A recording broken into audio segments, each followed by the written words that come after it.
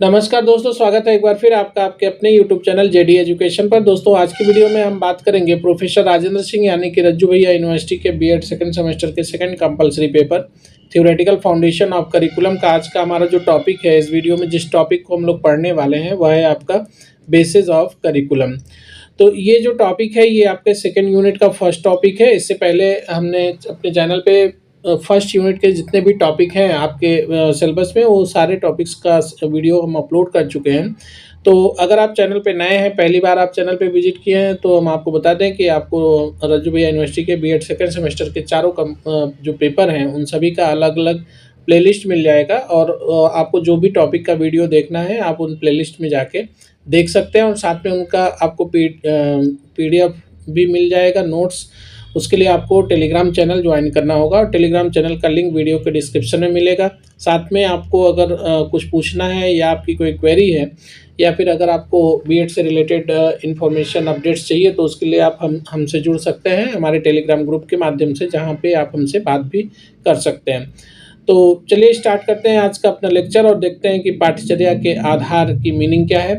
तो इसके बारे में हम थोड़ा समझेंगे। तो देखिए, करिकुलम बेसिस जो होते हैं, जो पाठ्यचर्या के आधार होते हैं, वे मुख्य आधार होते हैं जिनके अनुसार पाठ्यक्रम का निर्माण किया जाता है। जब किसी पाठ्यक्रम को डेवलप किया जाता है, करिकुलम को डेवलप किया जाता है, तो हम किन किन चीज़ों का ध्यान देते हैं और जिन जिन भी बातों का ध्यान दिया जाता है उन्हीं को क्या कहते हैं, बेसिस कहा जाता है। बेस मतलब आधार। तो निर्माण जब करना होता है तो हम क्या करते हैं, चयन करना होता है, हमको संगठन करना होता है और क्रियान्वयन किया जाता है। Curriculum is based on certain foundation which guide what to teach. मतलब हमें क्या देखना होता है कि क्या पढ़ाना है, हाउ टू टीच, है ना, कैसे पढ़ाना है, एंड वाई टू टीच, और क्यों पढ़ाना है। पाठ्यचर्या कुछ आधारों पर टिकी होती है जो यह तय करती है कि क्या पढ़ना है, कैसे पढ़ाना है और क्यों पढ़ाना है। तो ये सारी चीज़ें। अब पाठ्यचर्या की प्रमुख जो आधारशिलाएं हैं वो निम्नलिखित हैं। कौन कौन से आधार हैं उनके बारे में देखते हैं। तो देखिए यहाँ पे क्या है कि आपका जो आधार दिए गए हैं, बेसिस जो दिए गए हैं, उनमें आपका पहला है दार्शनिक आधार और सामाजिक सांस्कृतिक आधार, सोशियो कल्चर बेसिस, मनोवैज्ञानिक आधार, और आपका हो गया राजनैतिक आधार और फिर सामान्य आधार। तो इसमें हम एक एक को पढ़ेंगे, एक एक को समझेंगे और उसको अच्छे से डिटेल से समझ के फिर आपके एग्ज़ाम में जो भी अगर इस पे प्रश्न आते हैं और मतलब ये इस पर लगातार प्रश्न आते हैं तो उसको आपको लिखना है और अच्छे से लिख के आएंगे, ऐसा हम उम्मीद करते हैं। तो देखिए यहाँ पे क्या है कि फिलोसॉफिकल आधार जो है इसका आपका कि दार्शनिक जो आधार है उसके बारे में हम लोग देखते हैं। तो देखिए, दर्शन जो है ये पाठ्यचर्या विकास की क्या है, नींव है। ठीक है, philosophy is the foundation of curriculum development. जब भी हम करिकुलम का डेवलपमेंट करते हैं तो उसमें सबसे पहले हम किसको ध्यान देते हैं, दर्शन को, फिलॉसफी को। क्यों? This is because the curriculum is organised to achieve the objective of education. मतलब ऐसा इसलिए है क्योंकि पाठ्यचर्या का संगठन जो है शिक्षा के उद्देश्यों को प्राप्त करने के लिए किया जाता है। जो भी हमें उद्देश्य हमारा है, मतलब शिक्षा, जब भी हम पाठ्यचर्या का संगठन करते हैं, पाठ्यचर्या को डेवलप करते हैं, तो उसका जो उद्देश्य होता है वो क्या, उसका जो मुख्य उद्देश्य होता है वो तो यही तो होता है ना कि शिक्षा का उद्देश्य हमें क्या अचीव करना है। और इस चीज़ को, इस शिक्षा की ये जो उद्देश्य है, इसे प्राप्त करने के लिए हमें कौन हेल्प करता है, दर्शन मतलब फिलॉसफी। तो these objectives of education are obtained from philosophy itself. ठीक है, तो आई थिंक यहाँ पे समझ में आ गया होगा आपको। आगे देखिए, philosophy provides the aim, values and ideals of education. जो दर्शन है वो शिक्षा के उद्देश्य, मूल्य और आदर्श निर्धारित करता है। इट आंसर क्वेश्चंस लाइक, ये उन प्रश्नों के उत्तर देता है जैसे what is the purpose of education, शिक्षा का उद्देश्य क्या है, why what kind of learner should be develop, मतलब हम किस तरह के व्यक्ति का निर्माण करना चाहते हैं, ये उन प्रश्नों का उत्तर देता है। तो कुल मिला के हमें जो दार्शनिक आधार है वो आपका मूल्य और एजुकेशन, ठीक है, इसके बारे में हमें बताता है। तो उस पर आपको जो है, जो हमारा डेवलपमेंट है वो उनमें इन चीज़ों का ध्यान रखा जाता है। विभिन्न दर्शन पाठ्यचर्या को प्रभावित करते हैं। वो कौन कौन से दर्शन हैं जो पाठ्यचर्या को प्रभावित करते हैं उसके बारे में भी हम लोग देखते हैं। तो देखिए यहाँ पे क्या है कि एक है आपका आइडियलिज्म, आदर्शवाद और नेचुरलिज्म आपका प्रकृतिवाद, और आपका है प्राग्मेटिज्म प्रयोजनवाद, यथार्थवाद रियलिज्म और मानववाद ह्यूमनिज्म। तो इसके बारे में हम एक एक करके पढ़ेंगे। तो देखिए, पहले तो हम इसको समझ लेते हैं कि प्राचीन काल में इन शिक्षा का उद्देश्य जो था वो आत्मानुभूत करना था, मतलब सेल्फ रियलाइजेशन करना था। उस समय इस उद्देश्य की प्राप्ति के लिए पाठचर्या में धर्मशास्त्र तथा नीति शास्त्र के अध्ययन तथा इंद्रिय निग्रह को अधिक महत्व दिया जाता था।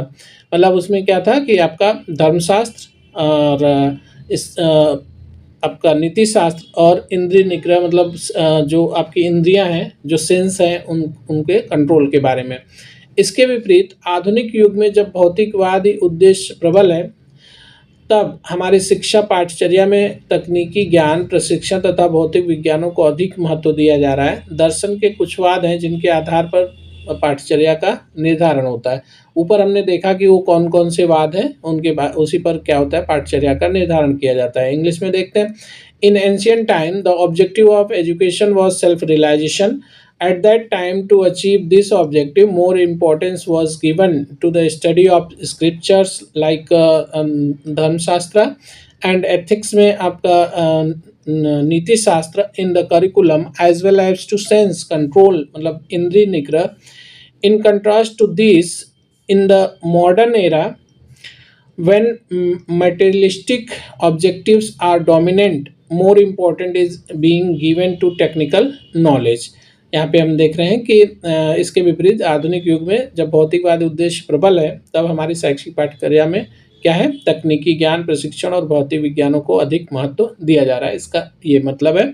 आगे हम लोग देखते हैं एक एक करके कि पहला आपका क्या है, आदर्शवाद तथा पाठ्यचर्या। तो आदर्शवाद क्या है, इसके बारे में हम लोग, और ये आपका मतलब शिक्षा के बारे में क्या इसका वो है, इसके बारे में देखते हैं। तो यह विचारधारा शाश्वत मूल्यों एवं आदर्शों पर बल देती है। अतः यह पाठ्यचर्या का मुख्य आधार मानव के विचारों तथा आदर्शों को मानता है। मतलब कि जब हम पाठ्यचर्या का निर्माण करते हैं तो वो किस पे बेस्ड होता है, आपका आदर्शवाद। और आदर्शवाद क्या कहता है कि ये जो है क्या मानता है कि मानव के विचार तथा उसके आदर्श को ही ये प्राथमिकता देता है। आदर्शवाद के अनुसार पाठ्यचर्या मानव जाति के अनुभवों, आदर्शों, मूल्यों व विचारों का अधिकाधिक समावेशन चाहिए। आदर्शवाद के मतानुसार शैक्षिक, बौद्धिक, नैतिक व सांस्कृतिक विकास हेतु धर्मशास्त्र, नीतिशास्त्र, भाषा एवं साहित्य जैसे विषय पाठ्यचर्या में होने चाहिए। आदर्शवाद के प्रमुख प्रतिनिधि में कौन कौन से हैं? प्लेटो हैं, हीगल हैं, सुकरात, कांट, रॉस, टीपी नन आदि हैं। आदर्शवादी शिक्षा का उद्देश्य सर्वांगीण विकास, आत्मानुभूति और सौंदर्यानुभूति है। इसको इंग्लिश में भी देख सकते हैं। तो आगे हम बढ़ते हैं। प्रकृतिवाद एवं पाठ्यचर्या, नेचुरलिज्म एंड करिकुलम। प्रकृतिवाद बालक के व्यक्तित्व पर बल देता है। इस विचारधारा के अनुसार बालक के व्यक्तित्व के स्वतंत्र विकास को शिक्षा का ध्येय माना गया है। इसके लिए वे बालक को आत्म प्रकाशन के लिए अनियंत्रित स्वतंत्रता देने के पक्षपाती हैं। कौन? प्रकृतिवादी। यह बालक को बालक मानकर चलते हैं, उसको जो बच्चा है उसको बच्चा ही मान के चलते हैं। इसलिए प्रकृतिवादी पाठ्यचर्या में उन क्रियाओं का समावेश होता है जिनके द्वारा बालक की स्वाभाविक शक्तियों का विकास हो सके। तो जो प्रकृतिवादी विचारधारा है वो ये मानती है कि जो करिकुलम है, जो पाठ्यचर्या है, उसमें क्या होना चाहिए आपका, तो उसमें उन क्रियाओं को रखा जाए जिससे बालक का क्या हो, उसके स्वाभाविक शक्तियों का विकास हो सके। प्रकृतिवाद के अनुसार पाठ्यचर्या में क्या क्या चीज़ें होनी चाहिए? खेलकूद, तैरना, भूगोल, प्रकृति विज्ञान आदि को स्थान मिलना चाहिए, ऐसा प्रकृतिवादी विचारधारा का मानना है। प्रकृतिवादियों के अनुसार निम्नलिखित आधार होते हैं। उसमें क्या क्या चीज़ें होती हैं? जैसे बालक की शैक्षिक समस्याओं पर आधारित होना चाहिए, बालक की व्यक्तिगत भिन्नताओं पर आधारित होना चाहिए, बालक की प्राकृतिक क्रियाओं पर आधारित होना चाहिए, बालक की प्राकृतिक रुचियों पर आधारित होना चाहिए और बालक की मूल प्रवृत्तियों पर भी आधारित होना चाहिए। ऐसा इनका मानना है कि जब करिकुलम डेवलपमेंट होगा, करिकुलम का फॉर्मेशन होने लगे, तो उसको प्रिपेयर किया जाए, तो उस समय क्या है कि ये चीज़ें ध्यान में रखनी है। नेक्स्ट हम लोग आगे देखते हैं। उपरोक्त तथ्यों के आधार पर पाठ्यचर्या का निर्माण होना आवश्यक है, जिससे बालक क्रियाशील रहकर स्वतंत्रता पूर्वक जीवन के प्रत्येक पक्ष का विकास कर सकता है। प्रकृतिवादी शिक्षा के लिए हर्बर्ट स्पेंसर ने जीवन में मुख्य शिक्षा के मुख्य उद्देश्य के अंतर्गत पाठ्यचर्या में शरीर विज्ञान, स्वास्थ्य विज्ञान, गणित, रसायन विज्ञान, गृह विज्ञान, जीव विज्ञान आदि वैज्ञानिक विषयों को महत्व तथा साहित्यिक सांस्कृतिक विषयों को शून्य स्थान दिया है। मतलब इसमें क्या है कि जो आपके साइंस से रिलेटेड जो सब्जेक्ट्स हैं वो उनको मेन इम्पोर्टेंस दी गई। बाकी जैसे साहित्यिक जो आपके सांस्कृतिक विषय हैं उनको शून्य स्थान दिया गया। प्रकृतिवादी विचारधारा में बालक की व्यक्तित्वता पर बल दिया गया है। शिक्षा के क्षेत्र में प्रकृतिवाद के प्रमुख प्रवर्तकों में कौन है? रूसो है। और रूसो का मानना है कि मुझे पुस्तकों से घृणा है क्योंकि ये बालकों के लिए क्या है? अभिशाप है। तो आगे देखते हैं हम लोग। अब प्रयोजनवाद एवं पाठ्यचर्या, प्रैग्मेटिज्म क्या कहता है, इसका क्या मानना है? तो यह विचारधारा भी बालक को महत्वपूर्ण स्थान प्रदान करती है। प्रयोजनवादी विचारधारा बालकों को शिक्षा का केंद्रबिंदु मानने के साथ साथ उपयोगिता के सिद्धांत पर बल देती है। प्रयोजनवाद का प्रयोग से अटूट संबंध एवं विश्वास है। प्रयोजनवाद हमेशा क्या कहते हैं? प्रयोग मतलब करके सीखने वाली बात है। ठीक है, तो इसमें ऐसी एक्टिविटीज शामिल की जाए करिकुलम में जो जिससे बालक क्या हो, वो चीज़ों को करें और करके फिर क्या करें? सीखें। मतलब लर्निंग बाय डूइंग वाली बात है। तो ये प्रयोजनवाद का मानना है। इस बात का मानना है कि प्रयोग द्वारा परखे जाने से पहले कोई वस्तु अच्छी या बुरी नहीं होती, मात्र वही वस्तु सुंदर व अच्छी होती है जो प्रयोगवाद के द्वारा लाभदायक होती है। अर्थात उपयोगिता ही सत्य की कसौटी है। जहाँ एक और आदर्शवाद मन केंद्रित, प्रकृतिवाद प्रकृति केंद्रित, वहीं दूसरी ओर प्रयोजनवाद अनुभव केंद्रित है। तो यहाँ पे देखिए, ये आपका जैसे आदर्शवाद क्या है? ये मन केंद्रित है। प्रकृतिवाद क्या है? प्रकृति केंद्रित है, मतलब ये नेचर सेंटर्ड है। और जो प्रयोजनवाद है ये क्या है? अनुभव केंद्रित है। ठीक है, जो कि मानवीय अनुभव को ही वास्तविकता का केंद्र मानता है। प्रयोजनवादी विज्ञान एवं वैज्ञानिक तत्वों पर विश्वास रखते हैं। आगे हम लोग देखेंगे, इसकी इंग्लिश आप पढ़ लीजिएगा। प्रयोजनवाद पाठ्यचर्या का निर्माण बालक की विभिन्न अभिरुचियों के अनुसार करते हैं। जो प्रयोजनवादी हैं वो ये बालक की जो उसकी अभिरुचियाँ हैं उनके अनुसार ही करते हैं। प्रयोजनवादी के प्रमुख समर्थक में कौन है? John Dewey. इनकी विचारधारा के अनुसार जिसके द्वारा स्वयं का प्रयोजन सिद्ध होता है वही सत्य है, वही जीवन का निर्माण करता है। इस विचारधारा के अनुसार जिनके द्वारा स्वयं असीम अलौकिक प्रयोजन सिद्ध किए जाते हैं वही जीवन का निर्माण करता है। इस प्रयोजनवादी विचारधारा में प्रारंभिक कक्षाओं की पाठ्यचर्या का निर्माण जिज्ञासा, कलात्मक अभिव्यक्ति, रचनात्मक अभिरुचि एवं विचारों के आदान प्रदान के आधार पर किया जाता है ताकि बालक अपने भावी जीवन को सफलतापूर्वक व्यवस्थित करने में सफल हो सके। आगे हम लोग देखेंगे, डुई ने बालक की 4 स्वाभाविक शक्तियों को माना है। तो कौन कौन सी शक्तियाँ हैं? बातचीत एवं विचारों के आदान प्रदान की अभिरुचि, कौतूहल अथवा जिज्ञासा की रुचि, रचनात्मक अभिरुचि एवं कलात्मक अभिरुचि। तो डीवी ने इन रुचियों को प्रारंभिक कक्षाओं की पाठ्यचर्या को आधार बनाया। पाठ्यचर्या का जो आधार है वो इन मतलब प्राथमिक उसमें, तो प्राथमिक कक्षाओं की पाठ्यचर्या का आधार इन चीज़ों को रखा गया। अब आगे हम लोग देखेंगे रियलिज्म एंड करिकुलम, मतलब यथार्थवाद एवं पाठ्यचर्या। तो यथार्थवादी विचारधारा का जन्म कब हुआ है? 17वीं शताब्दी में हुआ है। इस विचारधारा के उत्पन्न होने के 2 प्रमुख कारण थे। पहला कारण आदर्शवादी विचारधारा जो अत्यंत आडंबरपूर्ण एवं जीवन के लिए अनुपयोगी हो गई। दूसरा कारण विभिन्न प्रकार की वैज्ञानिक अनुसंधान थे। अतः 17वीं शताब्दी में न्यूटन, कोपरनिकस, बेकल, गैलीलियो आदि वैज्ञानिकों की नवीन खोजों तथा आविष्कारों ने मानव मस्तिष्क में एक एकत्र अंधविश्वास एवं दृष्टि की संकीर्णता को खत्म कर दिया, जिसके द्वारा मानव का ध्यान वास्तविकता व यथार्थता की ओर आकर्षित हुआ। इस प्रकार भौतिक दार्शनिकता तथा वैज्ञानिक प्रकृति ही यथार्थवाद को जन्म दिया।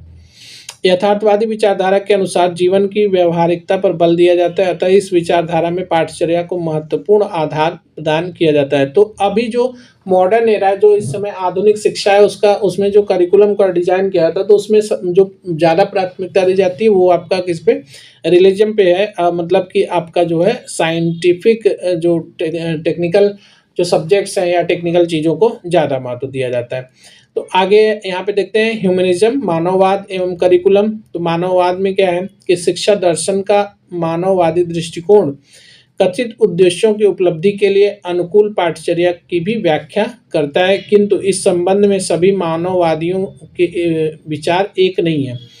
तर्कसंगत मानववादी इस बात पर जोर देते हैं कि पाठचर्या के लिए उस सामग्री को चुना जाए जो संपूर्ण मानव जाति के अनुभव के में समान रूप से विद्यमान हो तथा जिसकी आवश्यकता सबको सदैव हो, एवं उसके चयन का आधार मानव की तर्क संगत प्रकृति हो। इस कसौटी पर उदारवादी कला तथा मानविकी जैसे विषय खरे उतरते हैं, इसलिए पाठ्यचर्या में ऐसे विषयों को प्राथमिकता दी जाती है।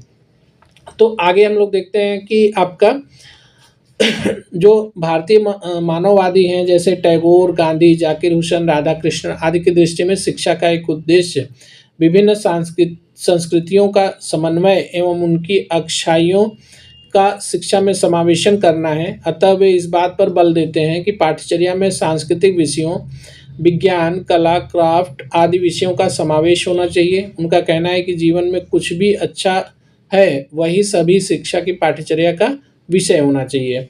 In the view of Indian humanist like Tagore, Gandhi, Zakir Hussain, Radha Krishnan etc. One objective of the education is to coordinate different cultures and include their good aspects in the education. इसके बारे में आप समझ चुके हैं। Therefore, they emphasize that culture subjects science like art, craft etc. should be included in the curriculum, मतलब इनको curriculum में जरूर शामिल करना चाहिए। अब आगे हम लोग देखेंगे सामाजिक सांस्कृतिक आधार, सोशियो कल्चर बेसिस। तो सामाजिक सांस्कृतिक आधार में क्या है, पाठ्यचर्या को आधार प्रदान करने वाले निर्धारक तत्वों में दूसरा सामाजिक सांस्कृतिक आधार है।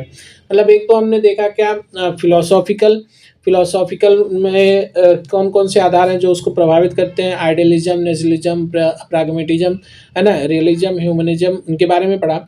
अब हम लोग दूसरा देखते हैं कि सामाजिक सांस्कृतिक आधार में क्या है। तो ये आपका पाठ्यचर्या को आधार प्रदान करता है। प्रत्यक्ष या अप्रत्यक्ष रूप से हमारा समाज व संस्कृति एक दूसरे को प्रभावित करते हैं। शिक्षा के निर्धारण में भी ये प्रमुख भूमिका का निर्वाह करते हैं। सामाजिक सांस्कृतिक आधार के अंतर्गत हम निम्नलिखित दो आधारों का अध्ययन करते हैं। इसमें कौन कौन से हैं, तो एक है आपका समाजशास्त्रीय आधार और दूसरा है आपका सांस्कृतिक आधार। तो इसके बारे में जो है ये आपका ये हो गया कि जो आपका सामाजिक और सांस्कृतिक आधार है, ये दो आधारों पर डिपेंड होता है, समाजशास्त्री और आपका सांस्कृतिक आधार। तो अभी इसको एक्सप्लेन करने लगेंगे तो बहुत ज़्यादा हो जाएगा, तो इतना नहीं करते हैं। फिलहाल हम आगे बढ़ते हैं। और तीसरा हमारा जो है थर्ड जो हमने देखा था उसमें आपका क्या था, मनोवैज्ञानिक आधार। तो मनोवैज्ञानिक आधार में क्या चीज़ें हैं, तो वर्तमान में शिक्षा के क्षेत्र में मनोविज्ञान का महत्व बढ़ता जा रहा है। शिक्षक को शिक्षा से संबंधित प्रत्येक समस्या के समाधान के लिए कदम कदम पर मनोविज्ञान की सहायता की आवश्यकता पड़ती है।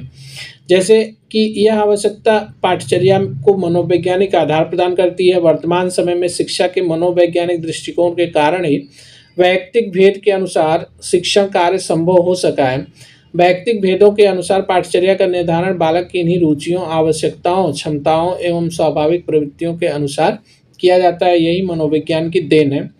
तो कुल मिला के मतलब ये है कि मनोवैज्ञानिक आधार जो है वो ये है कि जब भी हम बालक को पढ़ाते हैं, ठीक है, तो उसमें क्या है कि मतलब एक अध्यापक के लिए सबसे बड़ी बात ये है कि वो कक्षा में जाए तो वो क्या है, बालक की उसकी रुचि, उसकी क्षमता आदि को देख के समझ के उसके बाद ही उसको एजुकेट कर सकता है, उसको शिक्षा दे सकता है। तो जब भी करिकुलम बनाया जाए तो उसमें ऐसा मतलब करिकुलम का जो बेस हो, जो आधार हो, उसमें मनोवैज्ञानिक दृष्टिकोण भी होना जरूरी है। इससे क्या होगा कि आप बालक का मतलब उसको समझने में कि बालक की रुचि क्या है, उसकी क्षमता क्या है, उसका इंटरेस्ट क्या है, वो क्या पढ़ना चाहता है, कैसे पढ़ना चाहता है, तो ये सारी चीज़ें भी उसमें रहेंगी। जिससे क्या होगा कि जो भी अध्यापक हैं उनको पढ़ाने में आसानी होगी, समझाने में आसानी होगी। तो ये आपका यहाँ पे था मनोवैज्ञानिक आधार। इसके बाद आपका एक आता है राजनैतिक आधार।